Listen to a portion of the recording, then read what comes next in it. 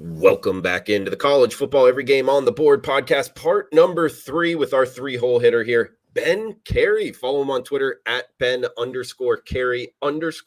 Check out his Twitch streams, Capwise, Twitch there, capwise.com. Ben, welcome on in, buddy. How you feeling?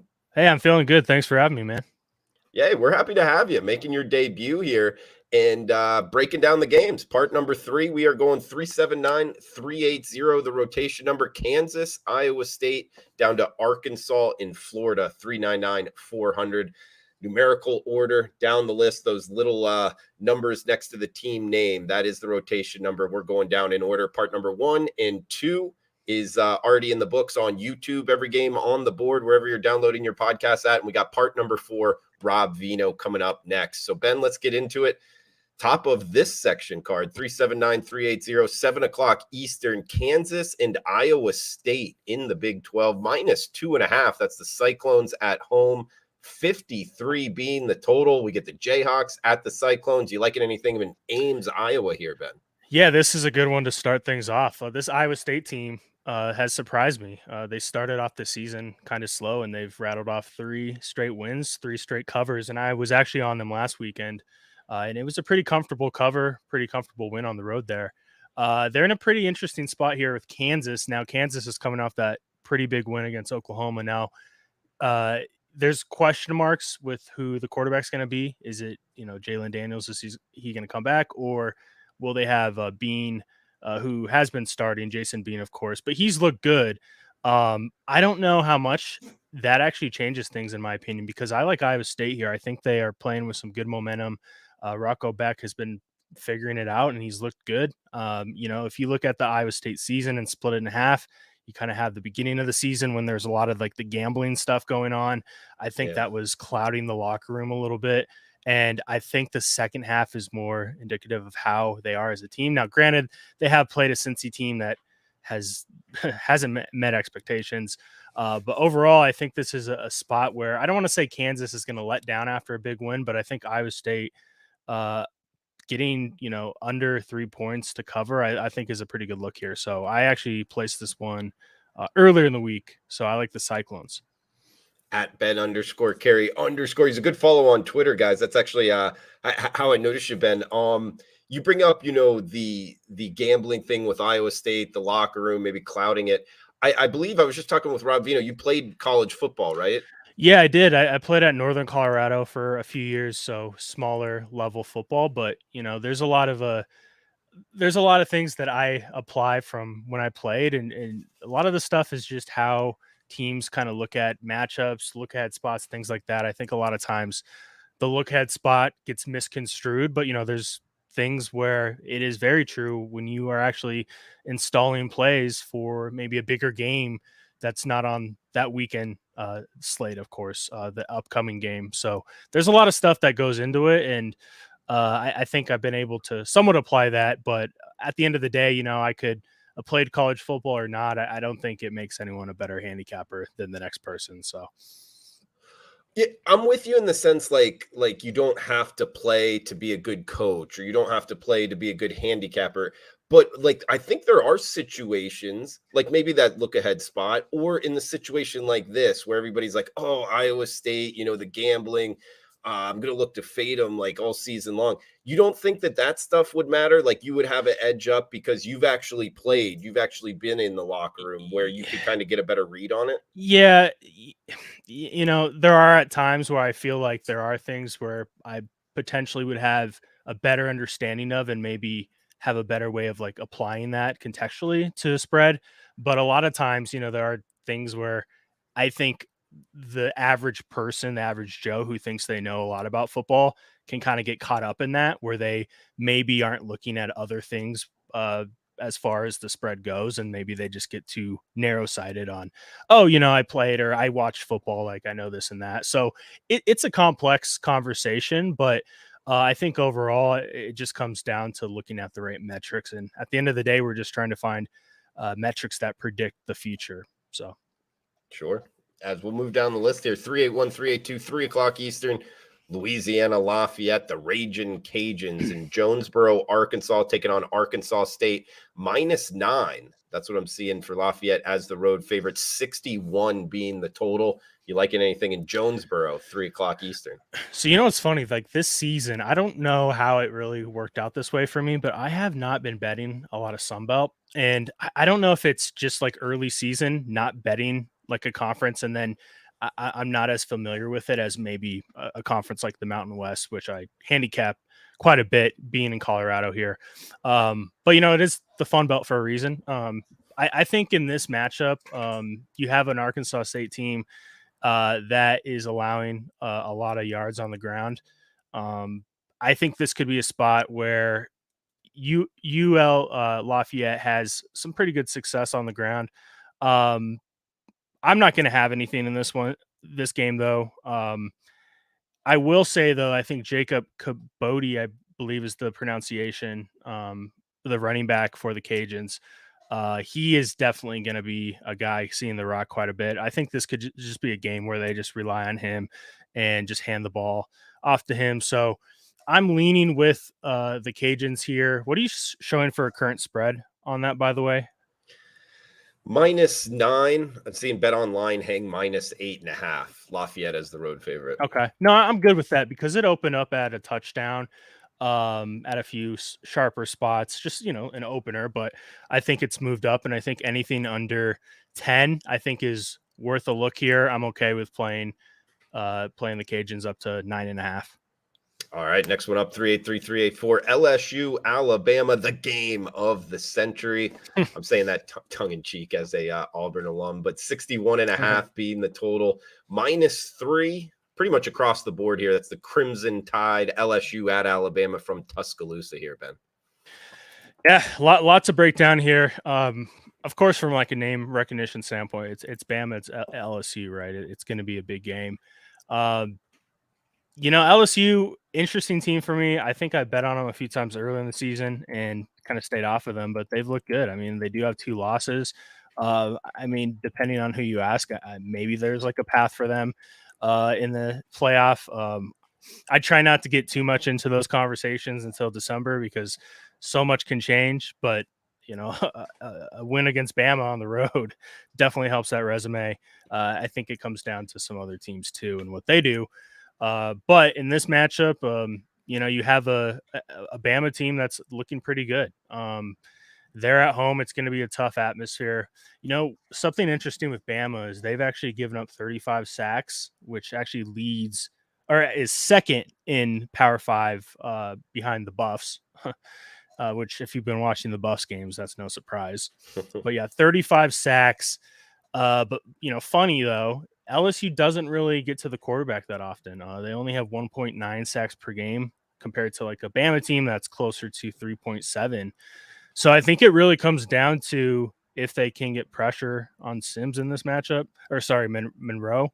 Um, I don't know. I'm gonna have to lean LSU. I'm not super confident in that, but I think that's something, you know, if you're a big college football fan, which a lot of people, of course, are watching this, watch for that. See if LSU can apply pressure, get some sacks on third down to kind of swing the game a little bit. And I'm kind of leaning under too, because I think Bama really will try to control the pace in this game, keep the ball to Daniel's hands. So I'm going to lean LSU and the over in this one. Like the breakdown there as we'll head to Memphis, Tennessee up next, 3 o'clock Eastern here. South Florida at Memphis, 68.5 being the total, -13 in the hook. That's the Memphis Tigers in the Liberty Bowl here, Ben. Yeah, Memphis looking pretty good offensively. But last game, that was a crazy one. North Texas kind of coming from behind. I think Seth Hannigan, the quarterback, had to throw a 36-yarder near the end of the game to win that, and they were up 31-10 at half. So sometimes it doesn't make me feel comfortable like backing a team after almost blowing a lead like that, but you know, a win's a win, right? And I think going back to the conversation about you know, my college days, it's like, hey, you know, you win the game, you can deal with what you did wrong, but you have a little bit extra in you confidence wise after winning a game. So I think they're going to have all the confidence in the world to cover the spread. Opened up at 12.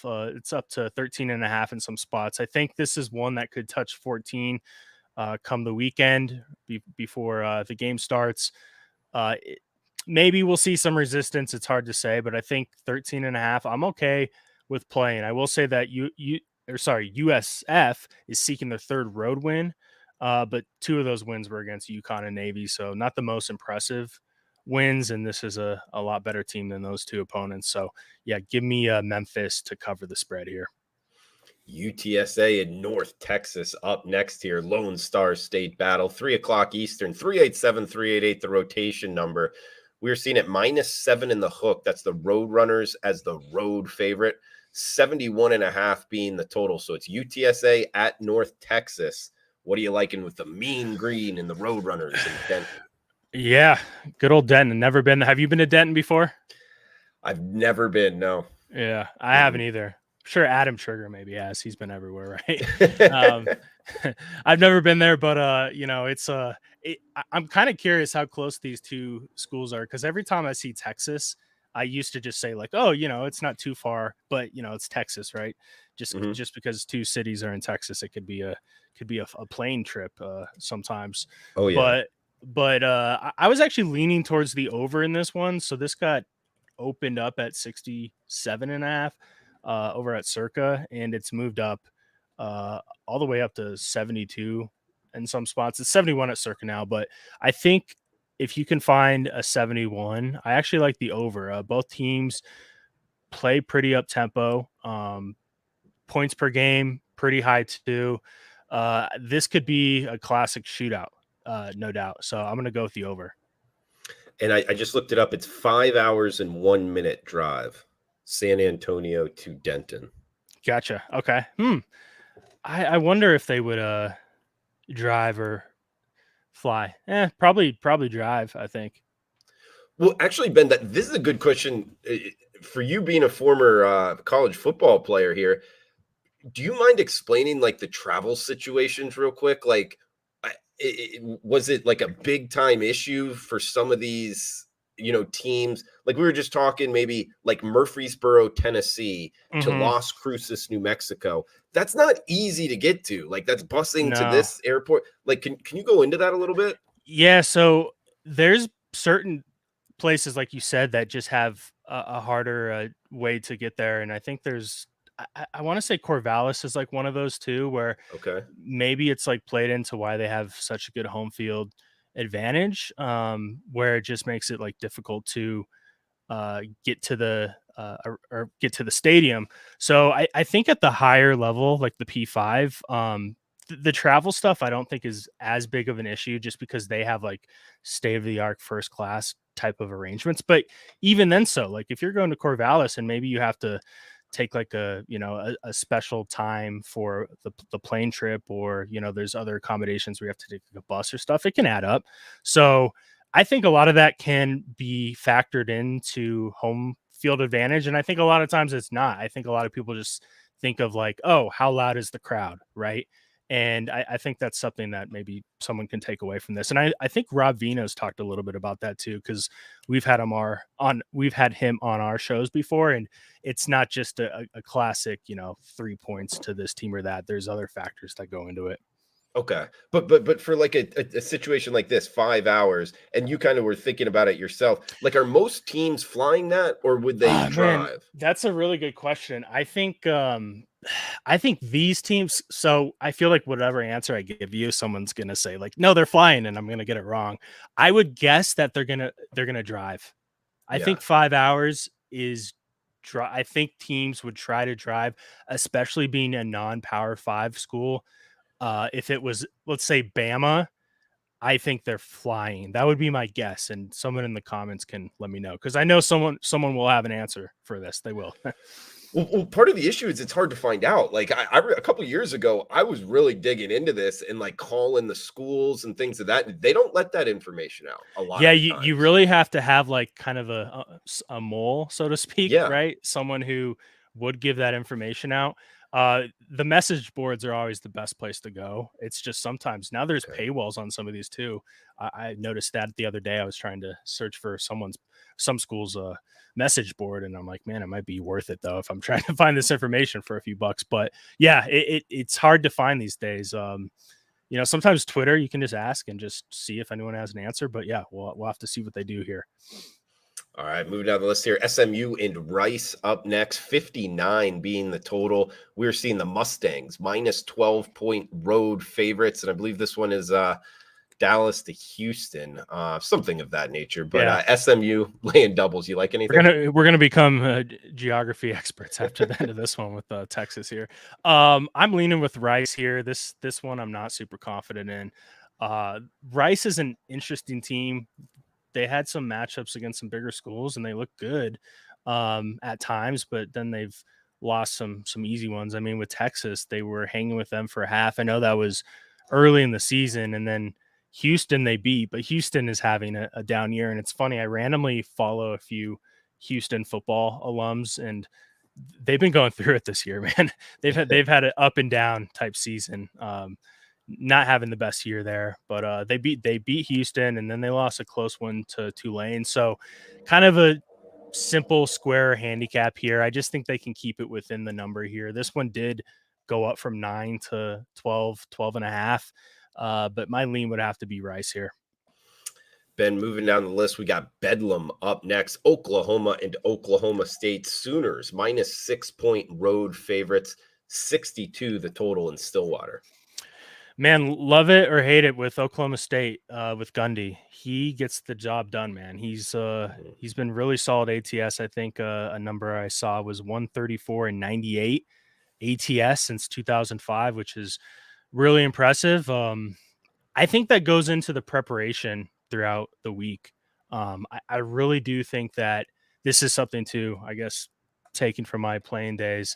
A lot of these games are won in practice, and it's cliche, like you hear that term, right? But I think it's just the preparation, seeing different formations and then seeing them in the game that you've already seen in practice.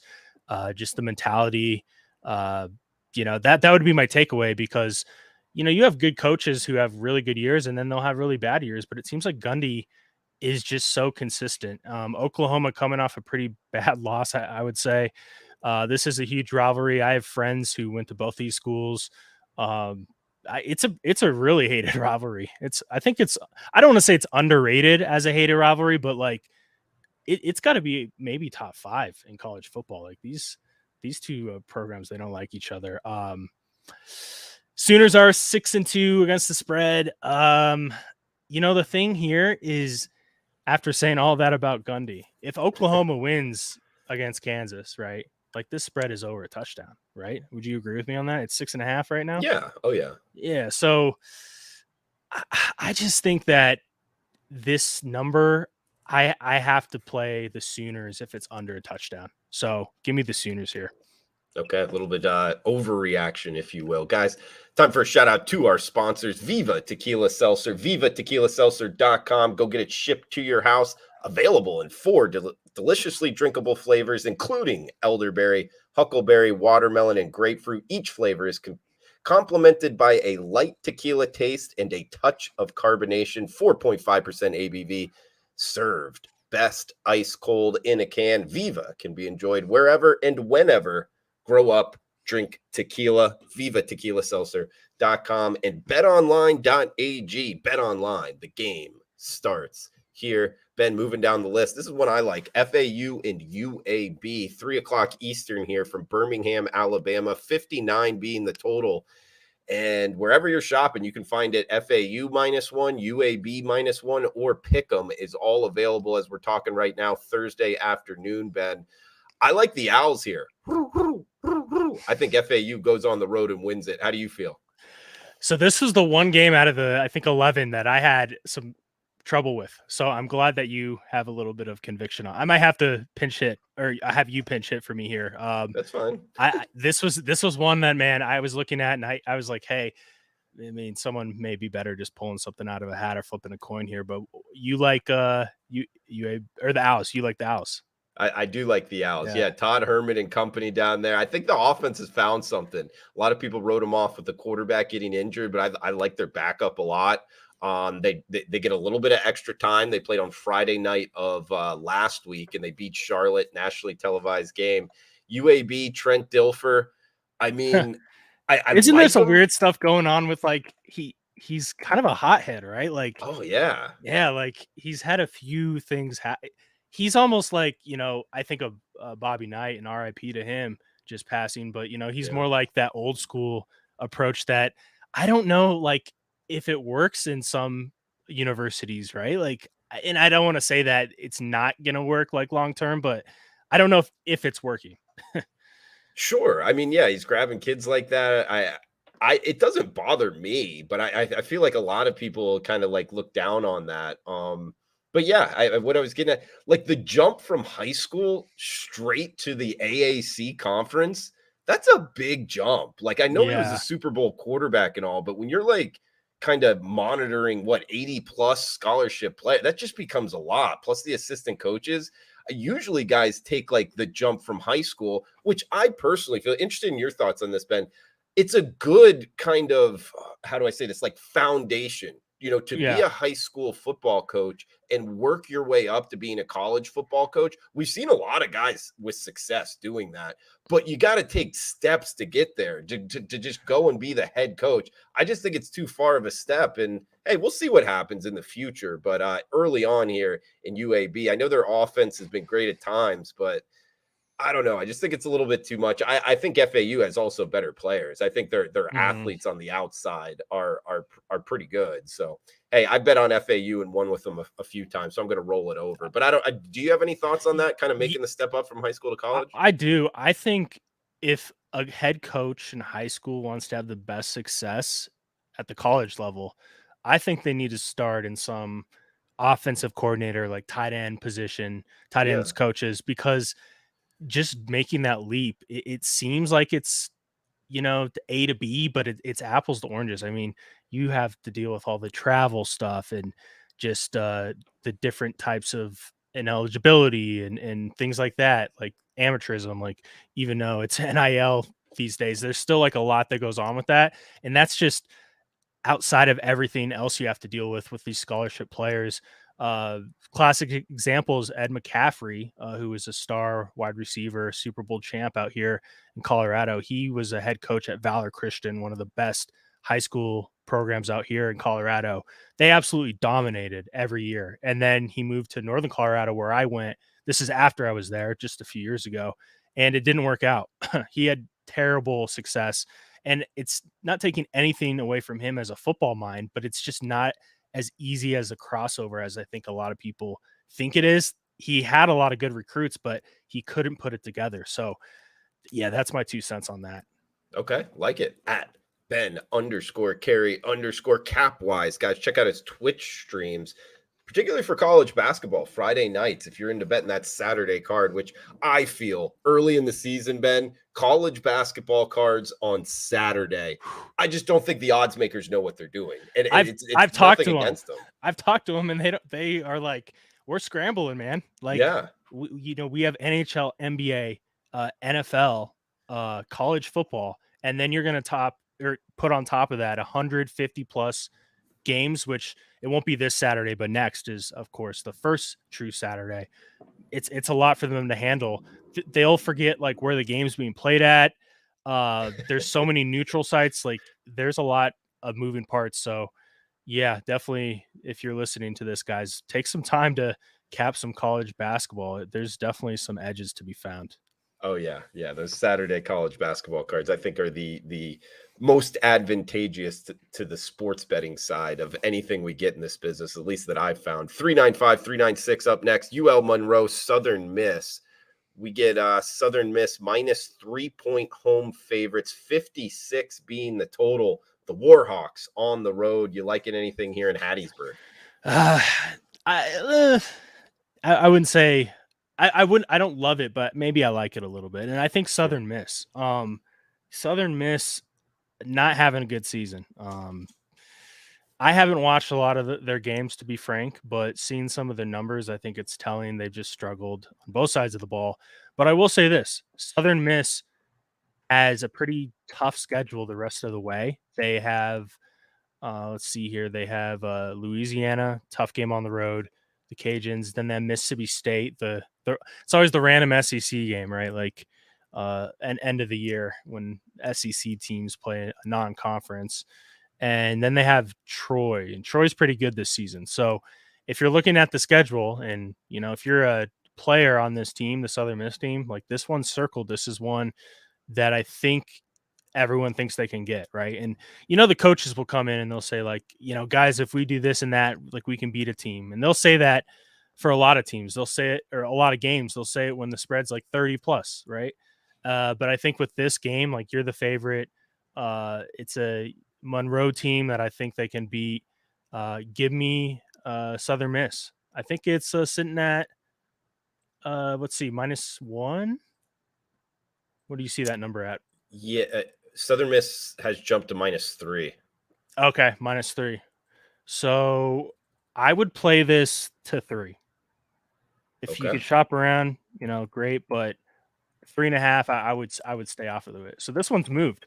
This opened close to a pick 'em. So Yeah, the market moving it in the same direction here. As we got 2 games left here, guys, for this section of games: Kentucky, Mississippi State, and then Arkansas, Florida to end it. We'll get a best bet from Ben. We get Kentucky here heading on the road to Starkville, -5-point road favorites, 45 being the total at Bet Online. So we get the Wildcats -5-point road favorites at Mississippi State here, Ben.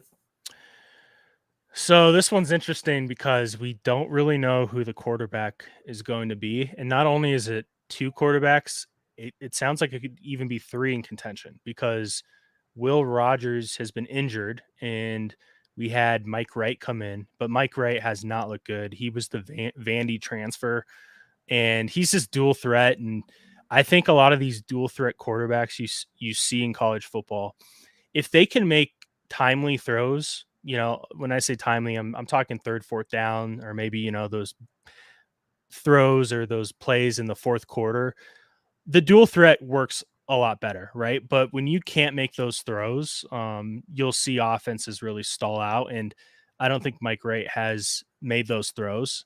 Coming off I think it was a 10-7 win against Arkansas. So there's been some rumors about Chris Parson potentially coming in, but I don't know if if he would like burn a red shirt or anything like that. There's also a possibility Rodgers comes back. So this is just really tough to handicap when you have all of that up in the air. So, I mean, maybe you lean like with an over, as crazy as that sounds, because if you can get either Parson, the new kid, or Rodgers to come back, I could see the offense really picking back up. But this one for me is just kind of a stay away until we know who the quarterback is.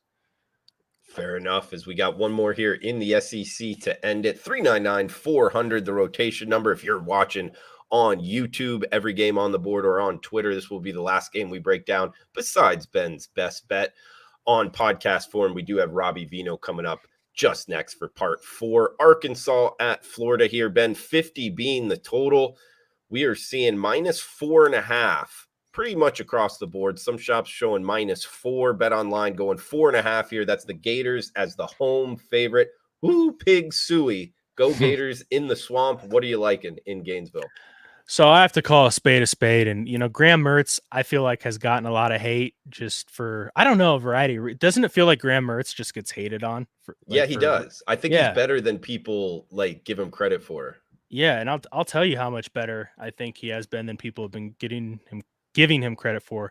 907 yards and 8 touchdowns, no interceptions over the last 3 games. So he's silenced some of the critics a little bit.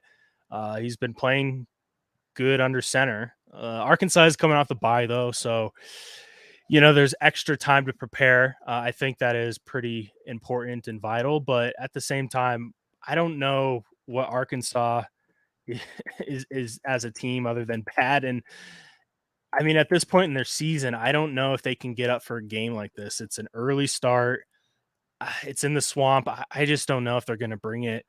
I have to lean with the Gators here. I guess it did open at 6, which is interesting because I'm showing some 4.5s. But for me, I think anything under a touchdown, I have to lean with Florida here. I mean, Arkansas could give a few punches here and there. Maybe they come out fired up off the bye, but it just seems like a spot where Florida is riding some momentum with good quarterback play. So give me the Gators. He's Ben Cary at Ben_Cary_ on Twitter. Twitch streams coming up from Capwise for those Saturday college basketball cards. That's always a good one to check out. Check them out, capwise.com for good sports betting information. And Ben, always like to ask everybody for a best bet if you got one. And any final thoughts you want to throw out there? Yeah, so I think I'm gonna kind of cheat and give two. One we already talked about, Iowa State, but I think my best bet is going to be a total, and this is Wyoming, Colorado State, border war. I don't know if you guys have already talked about this one. Yeah. Well, we've talked them all. So yeah. Who was the guest on that one? Do you remember? It was Jeff Nadeau, the big man on campus for the Friday Night Lights. Yeah, I've had him on a show before. What do you remember his lean on this one? I know you guys have talked every game. But I have to look at my notes. Yeah. While you look at that, I'll give you my take here. I like the under in this game. So it's moved down a little bit, but I'm still okay playing it. It's at 41.5. This is a fun little rivalry between these two schools. They're only separated by 50 miles, and they actually do a thing where I think they bring the trophy from the winning school to the other school, and they literally have like cadets run the road. Like they literally run the 50 miles. It's kind of cool. You can look it up.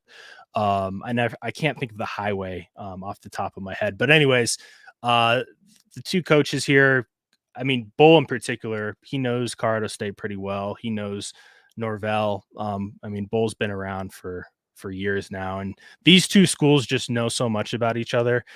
I just don't see anything crazy happening offensively. I think it's going to be a very punt fest type of game. As long as we don't get any like block punts or pick sixes, which asking for that can be a lot these days. I feel pretty good about this one staying under the total here.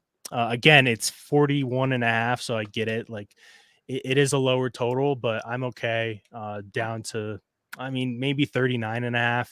I don't know if it gets that low, but I think it's moving in the right direction. And I think some of the market agrees with what I'm saying. So under 41.5 for Colorado State, Wyoming. Like it. That is Friday Night Lights action here, guys. And 41.5 is available out there. So for Ben's best bet, 41.5 under Wyoming and Colorado, 8:00 Eastern, Friday, November 3rd. Ben, awesome stuff, man. Making the debut on every game on the board.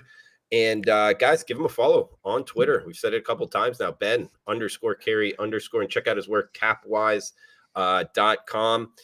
Ben, I appreciate you taking the time. I know you got a newborn and obviously everything with the handicapping. So thanks, man. Yeah, no problem, man. It's fun. I've been watching all the content for a while now, so it's good to be a part of it too. And funny chat there about the Mac game. Well, that's Maction for you.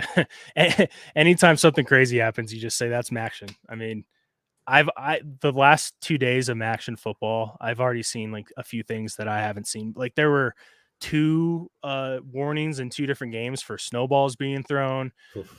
We had an opening kickoff like in the snow. The under still hit, but yeah, that's Maction football for you. And anytime you have a game midweek like that, you just have to expect some variance. So hope for the best. Love some action for sure. All right, Ben. Thanks, man. Guys, thanks for tuning in. That does it for this week's show. If you're watching live on podcast form, we got Robbie Vino coming up. That's the next podcast up. So thanks to Ben. Thanks for listening, guys. Smash that like button, comment below, cash those tickets. We'll be back next week. See you guys.